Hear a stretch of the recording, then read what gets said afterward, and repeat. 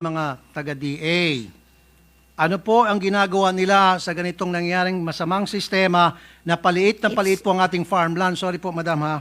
Yeah. Na hindi lang po sa Kawayan, sa Isabela, kundi sa marami tend pong to mga probinsya disagree with you. na marami na po mga subdivision na nagsilipa na. Where will the people live if you don't build subdivision? Marami po mga lugar na pwede pong pagtayuan ng subdivision. Huwag lang po i-take over yung mga farms. Kasi nga, so ito yung mainit na sagutan, sagupaan ni Idol Ruffy, Tulfo at ni Ma'am Cynthia, Villar, na kung saan ay pinagtalunan nila kasi po ang mga farm, ang mga agricultural na mga lupa ay binili ng mga mayayaman at ginawang subdivision kagaya nito, mga kahero.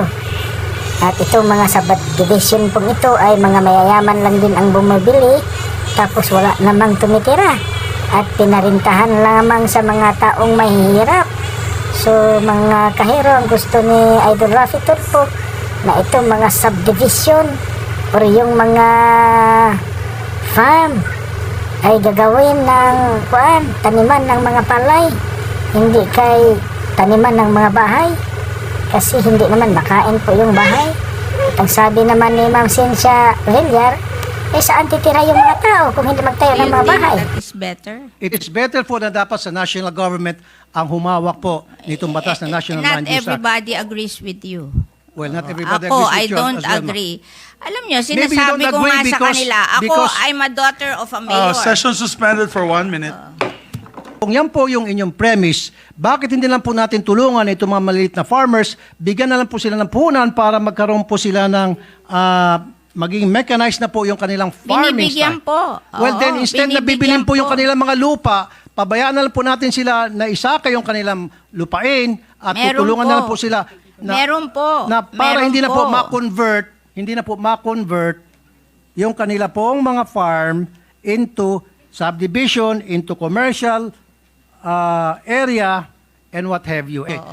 So I have no guilt to any rice farmers. I'm not All saying- the money that came from the rice tarification I'm not saying po were na kayo po'y given guilty. back to the rice farmers. I wrote that law. I know. Ako po because yan- I studied the difference between us and the rice farmers of Vietnam. And this is the reason kung bakit po talaga kailangan mai-push na po natin itong National Land Use Act. At hindi ko po alam kung bakit hanggang ngayon 4 na presidente na po ang dumaan at hindi pa rin po ito mapasa-pasa. Hindi ko po alam kung bakit. Ano pong ginagawa ng DA na yung pong mga farmland ay nako-convert na po sa nagiging residential area na po at commercial area. Po I yan. don't feel any guilt to the small farmers. All the money that came from the rice tarification law were given to the small farmers owning 2 hectares and below. So how do we identify those small farmers? They po have a list. Do you have po a list? They So have paano a po ninyo list. pinipili ng DA? No, they have paano, a list. I know po. Paano po pinipili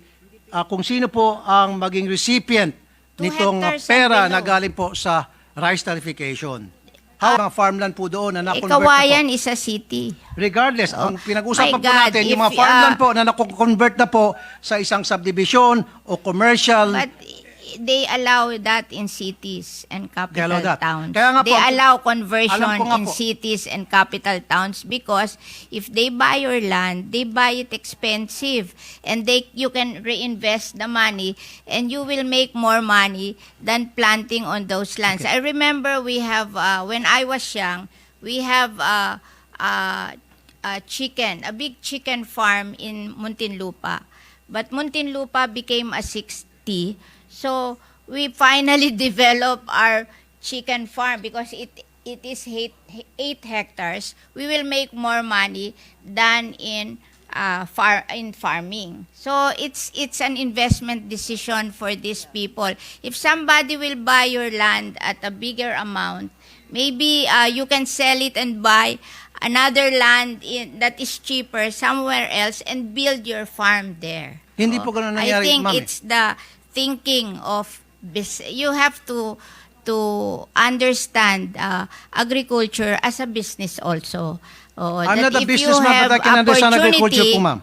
to sell your land at a higher price and be able to buy a bigger piece of land with that same money, in less prime places, then you will do it. Kaya nga po, It's ito pong tanong ko po sa ating mga taga-DA. Ano po ang ginagawa nila sa ganitong nangyaring masamang sistema na paliit po ang ating farmland? Sorry po, madam ha. Yeah. Na hindi lang po sa Kawayan, sa Isabela, kundi sa marami tend po to mga disagree probinsya with you. na marami na po mga subdivision na nagsilipa na. Where will the people live if you don't build subdivision? Marami po mga lugar na pwede pong pagtayuan ng subdivision. Huwag lang po i-take over yung mga farms. Kasi nga po, kuminsan yung mga farmers, dahil sila po naghihikaos, they're being taken advantage of. No. Lalo na po meron tinatawag na rice tarification. So mura po yung mga bigas na dumarating dito, they cannot compete. And then papasok po ito mga negosyante at mag-o-offer ng pera para bilhin ng kanilang mga lupain. Of course, walang choice po yung mga farmers kung hindi ibenta na lang kanilang lupa sapagkat meron na po tinatawag na rice tarification. I wrote the rice tarification kayo po ba yun? law. You know, we wrote that rice tarification law because in 2018, the price of rice rose to almost 50 to 60 pesos per kilo. And that is the only time President Duterte became unpopular because rice is a political crop. When nagmamahal ang rice, nagiging unpopular ang president. And the World Bank, we signed that WTO agreement in 1995, and they gave us 25 years to be competitive, but we failed to be competitive after 25 years. And if we don't open or liberalize the importation of rice, they will bring down our credit rating. And we have plenty of loans abroad, and we have to pay higher interest for those loans, so it will be a loss to the Philippine government. So what I did when they asked me to write the rice tarification law, I gave all the money from the collection of rice tariff to the small farmers. 10 billion for the Rice Competitiveness Enhancement Fund, 5 billion for mechanization, 3 billion for seeds, 1 billion for loans, 1 billion for training.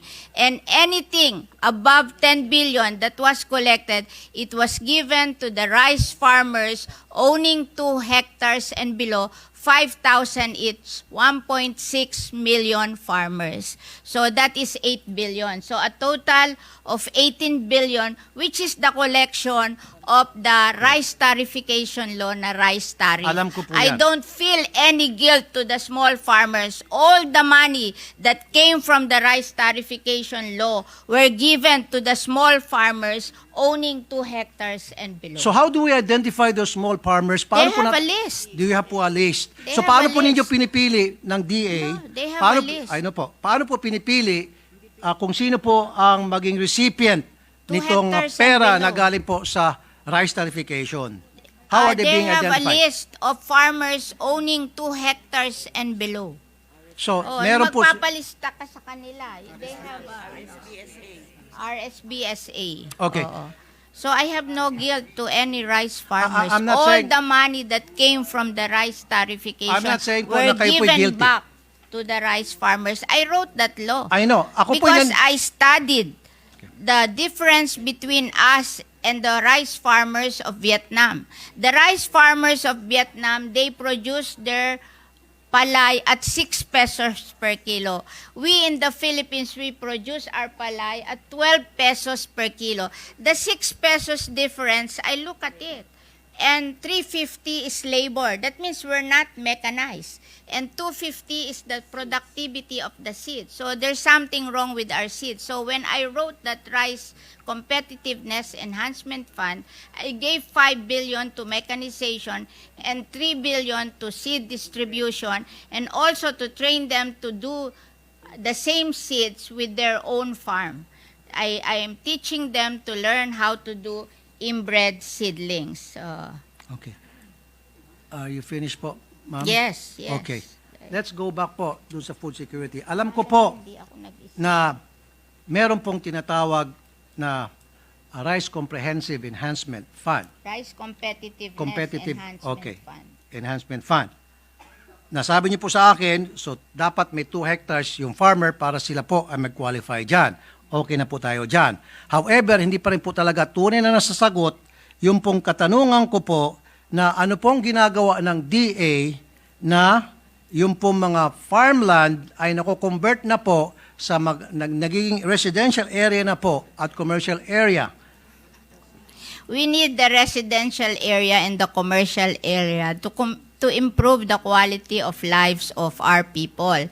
Ang alam nyo, it's not the amount of farmlands. It's the efficiency of using these farmlands. Alam nyo, pag maganda ang seeds mo at mechanized ka, even with smaller area of farmlands, you can do better Kaya nga and po, ma'am, earn eh. more. Kaya- Kaya nga we're teaching the farmers to do mechanization and to plant better seedlings and to teach them that they have to operate their farm as a small business so they will make more money.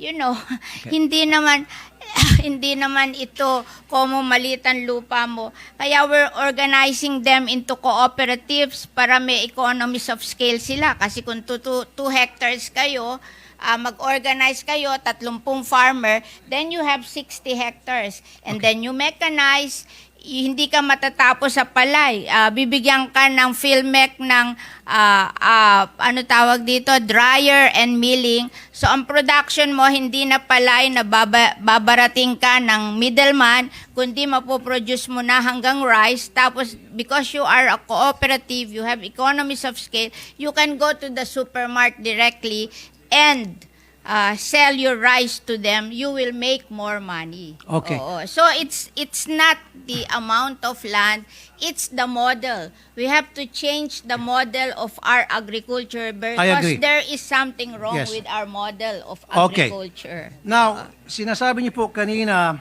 na the farmers has to use mechanized technology. Kaya nga po, it is not how small the farm is at kailangan po magkaroon ng improvement sa isang lugar, kaya kailangan po magkaroon ng mga subdivision. So, kung yan po yung inyong premise, bakit hindi lang po natin tulungan itong mga maliliit na farmers, bigyan na lang po sila ng puhunan para magkaroon po sila ng maging mechanized na po yung kanilang farming Binibigyan style. po. Well, Oo, then instead na bibilin binibigyan po yung po. kanilang mga lupa, pabayaan na lang po natin sila na isaka yung kanilang lupain at Meron tutulungan po. na lang po sila Meron po. na para Meron hindi na po po.